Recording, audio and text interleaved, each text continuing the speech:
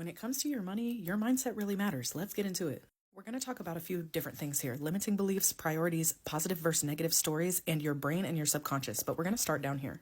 At the base of it all, you need to understand that your brain and your subconscious mind are an evidence-based machine, and the things that you put into your brain, it is going to take that and go find evidence to show you that that is true. Because of this, your thoughts are going to become your reality. Where your energy goes, your results will flow. And that is because whatever you choose to focus on and feed into your brain, it is going to create a reality out of those things and show you evidence based on the things that you subconsciously believe. Because of knowing this knowledge here, it becomes very damaging for you to feed yourself limiting beliefs such as, I'm broke, I'm bad with money, this is just my life, I can't change my circumstances or my situation.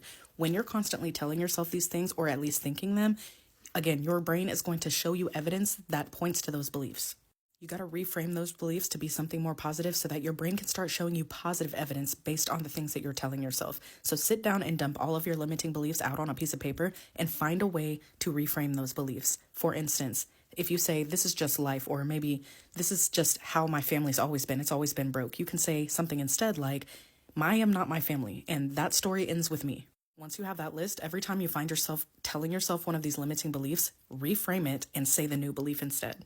Next, you got to think about your priorities. Financial stability is the goal, and what are you willing to do to get to that goal? Are you willing to make sacrifices if needed? Are you willing to do things you normally wouldn't do in order to reach your goals? Are you willing to spend a year or 2 years a little bit uncomfortable or a little bit sacrificing in order to put yourself in a better position to have financial stability for the rest of your life? I want you to understand that your situation is not going to change unless you make some changes. When you get your priorities in order and you start to prioritize your financial security, your financial stability, your long-term wealth, things are going to start changing for you. This might mean giving up coffee sometimes in order to save your emergency fund. This might mean not going on a trip this year so that you can put that money aside for something else. At the end of the day, though, it is up to you and what your priorities are. So nobody can make you do anything, and you don't need to try to shame yourself into anything because judgment doesn't work.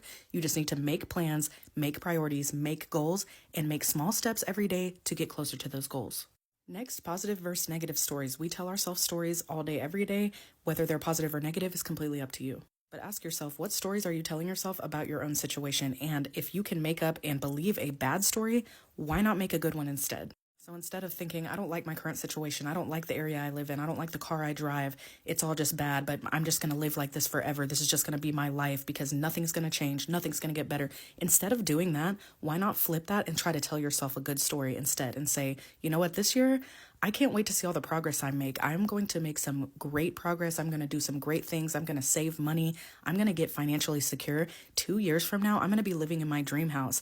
2 years from now, I'm going to have a good, stable car to drive. I'm not going to be worrying about spending money at the store. I'm not going to be worried about if my paycheck's going to stretch until the next one. When you start making up these good stories instead of the negative ones, also things start to change. Now, this is not to say that you never have bad thoughts, because that's just kind of a part of life. You have intrusive thoughts, you have negative voices in your head. You have to learn how to shut them down, reframe them, tell them something better, and over time it will get easier to do and you will have to do it less often. One of my members inside the budget club had asked for a book recommendation for money mindset, and it has me thinking about all this. So I just wanted to tell y'all, go read The Psychology of Money if you are struggling with specifically your money mindset. It's probably going to change the way that you think a little bit, and just know that this is a journey. This is going to take a while. This is not going to happen overnight. I started working on my money mindset in my 20s, and now I'm in my 30s, and it has taken me a significantly long amount of time to get to where I currently am. So just recognize that this is a marathon, not a sprint. You will get there. You just have to make small changes and be consistent with yourself. You got this, friend.